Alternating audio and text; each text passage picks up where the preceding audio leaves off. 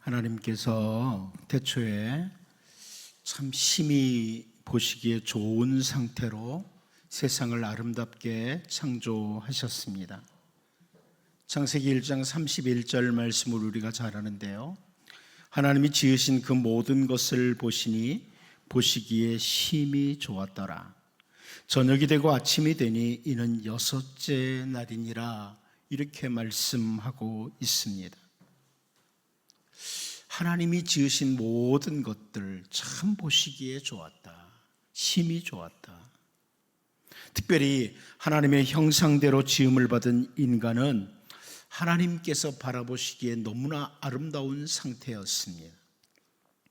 그런데 사탄의 유혹을 받고 타락한 인간은 점점 더 깊은 어두움 가운데로 들어갔고, 우리가 너무나 잘 알다시피 노아 때에 이르러서는 창세기 6장 5절을 보면 여호와께서 사람의 죄악이 세상에 가득함과 그의 마음으로 생각하는 모든 계획이 항상 악할 뿐임을 보시고, 이렇게 표현되고 있습니다.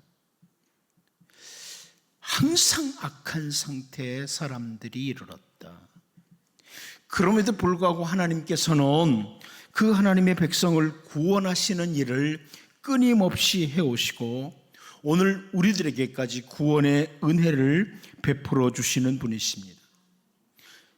그 죄와 멸망의 자리에서 헤어나오지 못하는 우리들을 위해서 하나님의 구원을 위한 열심은 우리가 성경을 통해서 확인하면 확인할수록 엄청납니다. 구원을 위한 하나님의 열심. 범죄함으로 바빌로니아 그 포로지로 끌려갔던 이스라엘 백성들을 회복시키시기 위한 하나님의 열심에 대해서 선지자 에스겔은 에스겔 39장 25절에서 이렇게 표현합니다. 그러므로 주 여호와께서 이같이 말씀하셨느니라. 내가 이제 내 거룩한 이름을 위하여 열심을 내어 야곱의 사로잡힌 자를 돌아오게 하며 이스라엘 온 족속에게 사랑을 베풀리라. 이렇게 표현합니다. 하나님께서 하나님의 그 거룩하신 이름을 위해서 열심을 내시겠다. 이스라엘 백성들이 그 포로된 땅에서 돌아오도록 하기 위해서 이스라엘 백성들 자체가 열심을 내었기 때문에 돌아온 것이 아니라 철저하게 하나님의 열심으로 그들이 회복된 백성이 되었다. 이것을 우리는 충분히 확인을 합니다. 이렇게 하나님의 백성을 건지시기 위한 하나님의 열심은 대단하십니다.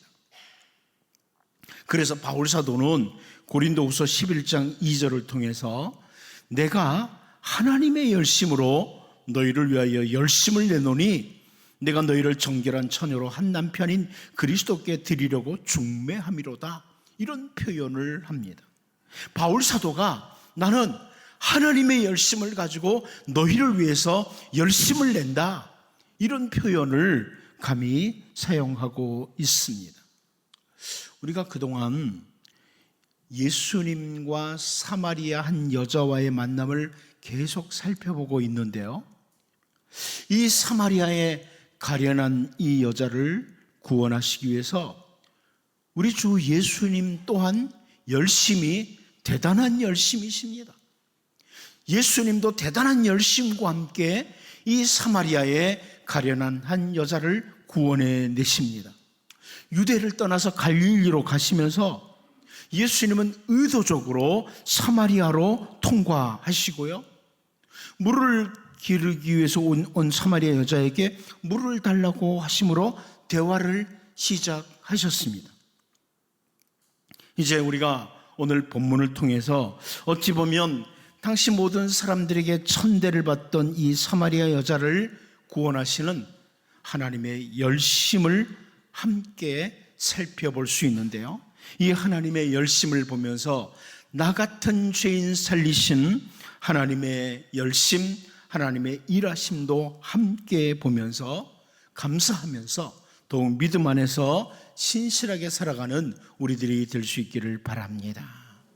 첫 번째로 우리는 오늘 본문에서 세밀하신 하나님의 섭리를 보게 됩니다.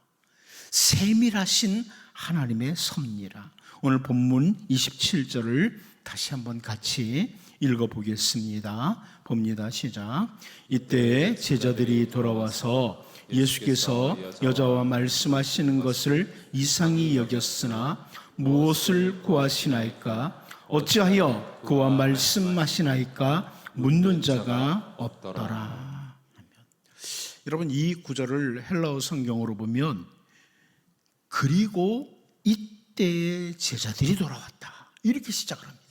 그리고 이때의 제자들이 돌아왔다.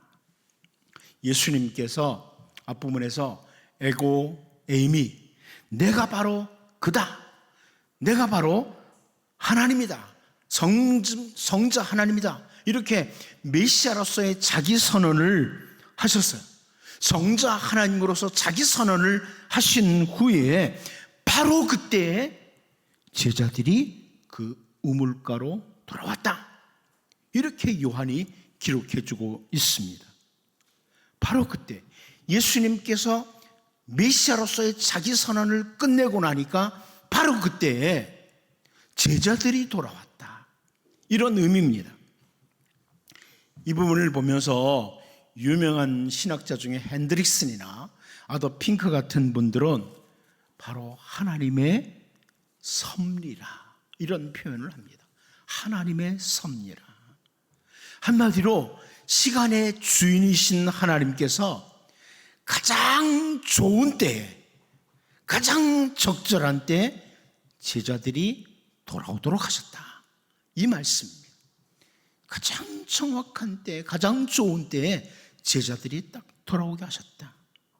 하나님은 하나님이 지으신 피조물들을 아주 세밀한 상황까지 아시고 통제하시고 인도하시는 분이라는 것을 보여주는 이런 표현입니다. 예수님께서 이 사마리아 여자와 1대1로 만나도록, 예수님과 사마리아 여자가 1대1로 만나도록, 다시 말하면 예수님이 이 사마리아 여자에게 전도하는 일을 방해하지 못하도록 가장 좋은 때에 제자들이 돌아오도록 하셨다, 이런 의미입니다.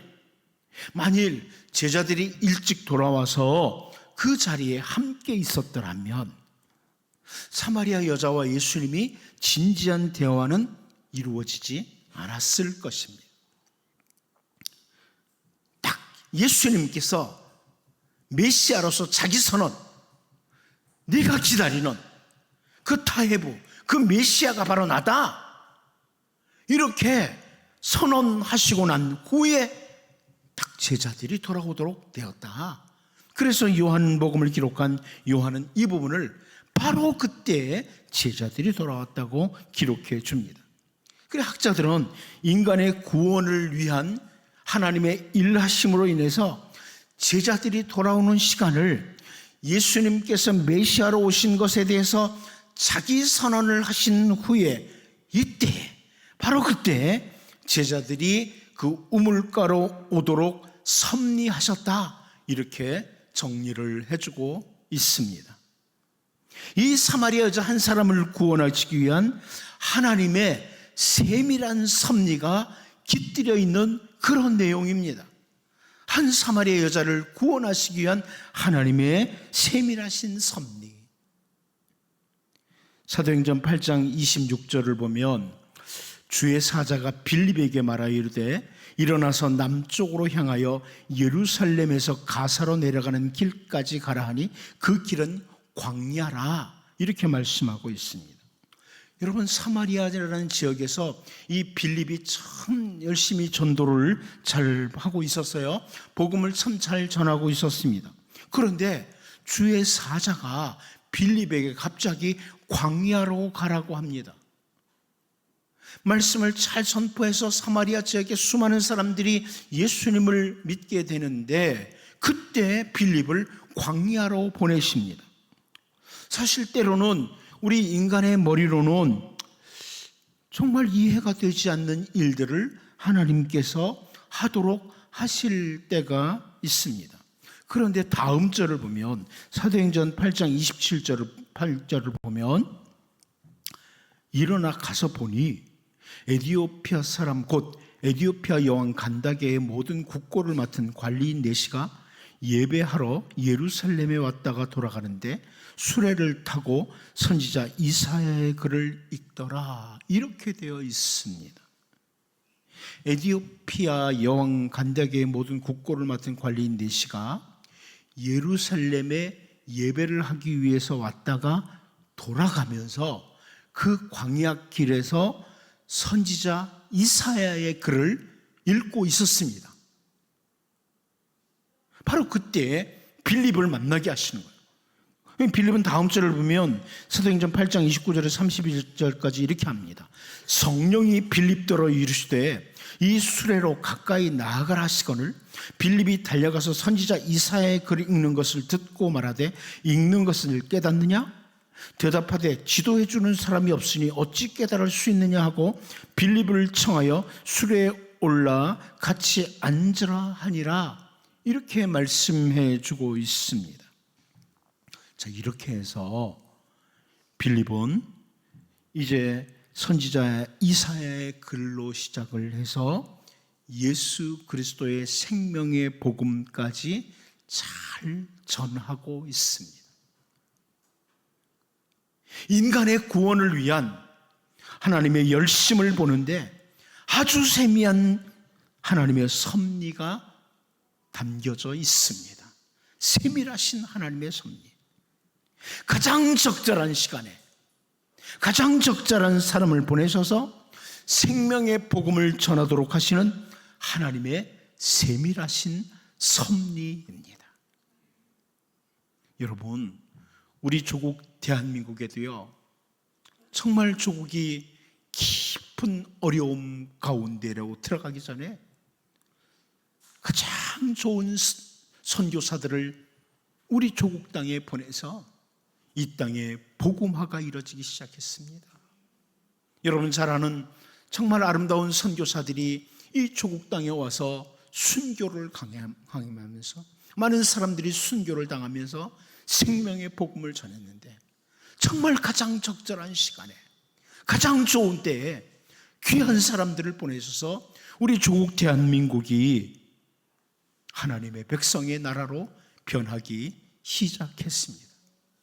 오늘 본문에서 메시아이신 주 예수님께서 메시아로서의 자기 선언을 딱 끝냈을 때, 바로 그때에 제자들이 돌아오도록 세밀하게 섭리하시는 그 하나님을 보면서, 그 하나님은 바로 나를 위해, 우리를 위해서 아주 세밀하게 계획하시고 인도하심으로 우리를 하나님의 자녀로 삼으신 그 하나님의 놀라운 은혜에 감사하면서 더욱 신실하게 주님의 백성으로 살아가는 우리 모두가 될 수 있기를 바랍니다. 두 번째로 우리는 오늘 본문에서 제한되지 않는 하나님의 은혜의 영역을 보게 됩니다. 제한되지 않는 하나님의 은혜의 영역이라, 이것을 보게 됩니다. 우리 본문 27절을 다시 한번 같이 읽어봅니다. 보겠습니다. 시작. 이때 제자들이 돌아와서 예수께서 여자와 말씀하시는 것을 이상히 여겼으나 무엇을 구하시나이까? 어찌하여 그와 말씀하시나이까? 묻는 자가 없더라.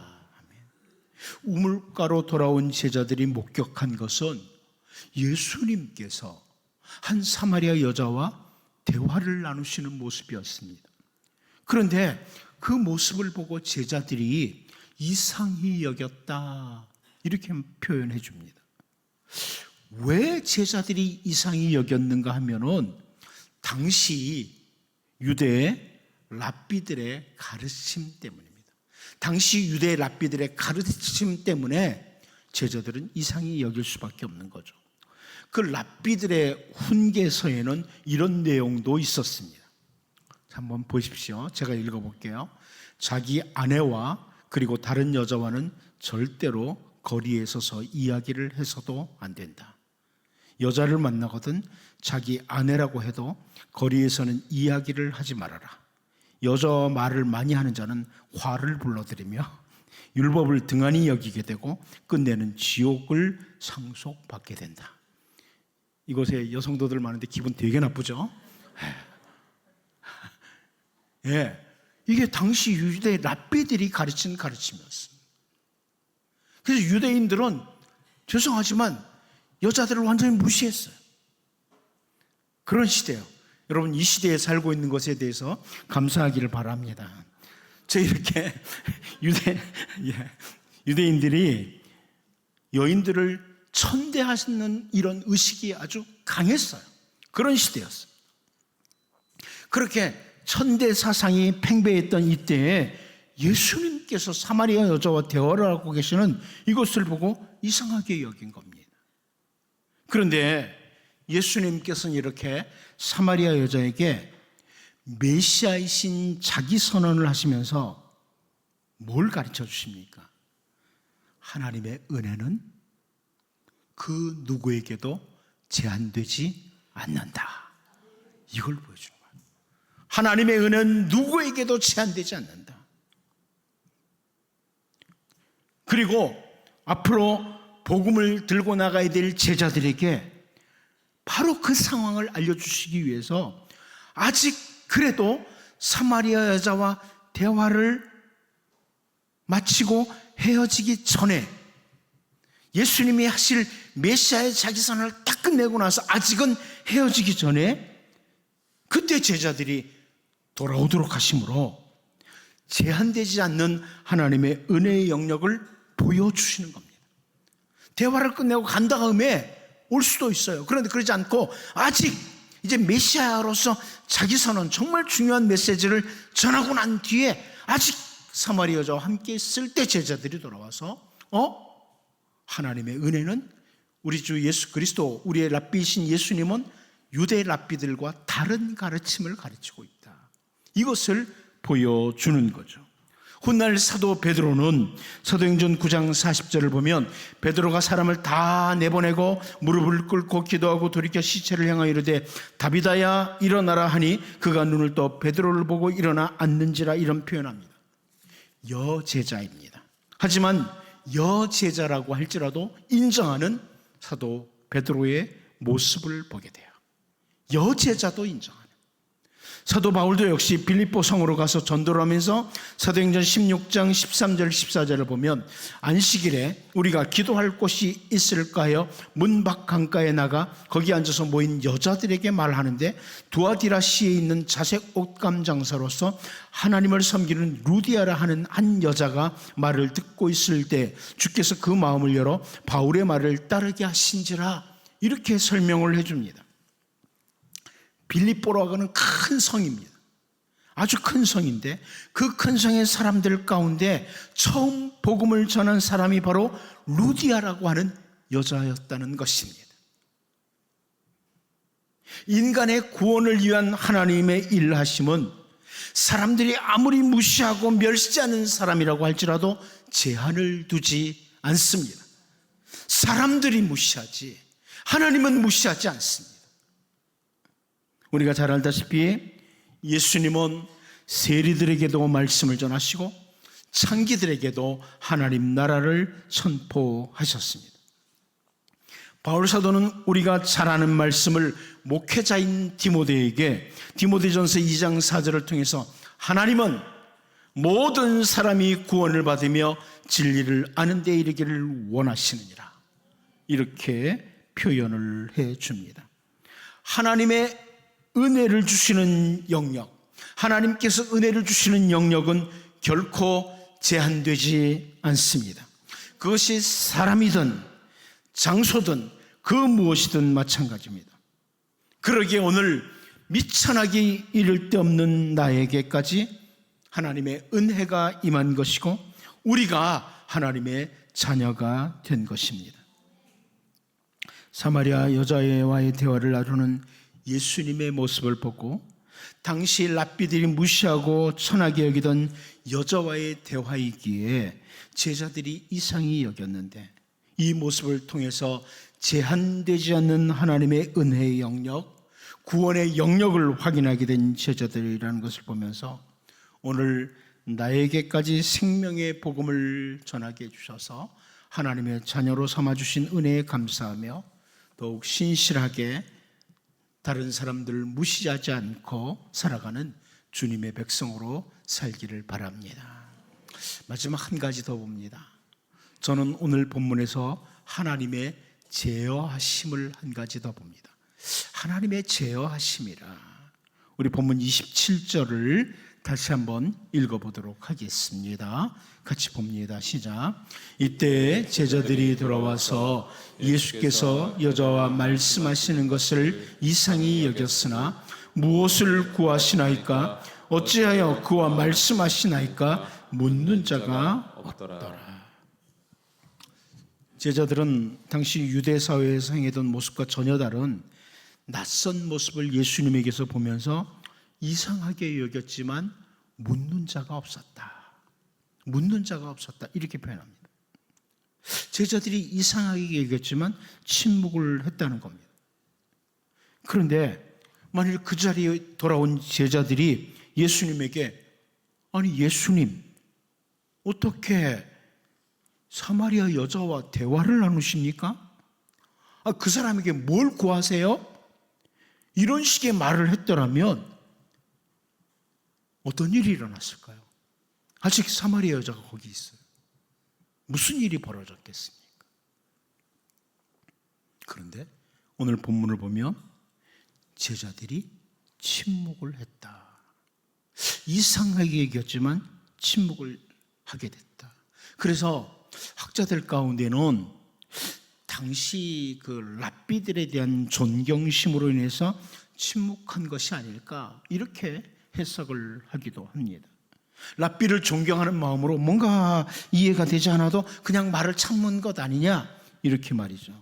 그런데 여기 이상히 여기다라는 헬라어 단어 나우마조라고 하는 이 단어는 기이하게 여기다, 경이로운 놀라움을 가졌다, 이런 의미의 단어입니다. 여러분, 이 같은 단어를 우리가 마태복음 21장 20절에서 볼 수 있습니다. 제자들이 이상히 여겨 이르되 무화과 나무가 어찌하여 곧 말랐나이까. 여러분 잘 아는 사건이죠. 예수님께서 말씀하신 대로 무화과 나무가 마른 것을 보고 경이롭게 여겼다, 놀랍게 여겼다, 이런 말씀입니다. 한마디로 오늘 본문에서 제자들이 우물가로 돌아와서 사마리아 여자와 대화를 나누는 것을 보고 제자들은 단순하게 이상하게 여긴 것이 아니라 예수님에 대한 경이로운 마음과 함께 질문을 하지 못하고 침묵했다는 것을 보여주는 표현입니다. 예수님에 대한 경이로움. 그렇게 침묵하도록 만든 것은 사마리아 여자를 구원하기 위한 하나님께서 제어하시는 일하십니다. 이렇게 보여집니다. 그래서 유명한 아더 핑크라는 사람도 제자들의 침묵은 하나님의 제어하심이다, 이렇게 바라보고 있습니다. 여러분, 다니엘을 미워했던 관리들에 의해서 다니엘이 사자 굴에 던져졌는데요, 다니엘을 구원하시기 위해서 하나님께서는 사자의 입을 막으셨습니다. 그런데 오늘 본문에서 이 사마리아 여자를 구원하시기 위해서 제자들로 하여금 입을 막으시는, 침묵하도록 하시는 이 일이 바로 하나님의 일하심이라는 겁니다. 오늘날에도 사탄은 어찌하든 우리들의 구원의 길을 막고 있고, 악으로 가득 찬 세상은 복음을 전하는 일을 막기 위해서 엄청난 힘을 쏟고 있습니다. 하지만 하나님께서 어느 정도 악을 제어하시고 악인들을 제어하심으로 복음은 계속해서 땅끝까지 전파되고 있습니다. 하나님은 오늘도 죄에 빠진 인간들을 구원하시기 위해서 여전히 일하시는 하나님이십니다. 오늘 본문에서 제자들로 하여금 침묵하도록 하나님께서 제어하심으로 사마리아 여자를 구원하기 위한 하나님의 열심, 하나님의 일하심을 보면서 구원받은 주님의 자녀로서 오늘도 바로 우리를 위해 다양한 일을 하시는 하나님의 그 열심에 감사하며 신실하게 살아가는 우리 모두가 될 수 있기를 바랍니다.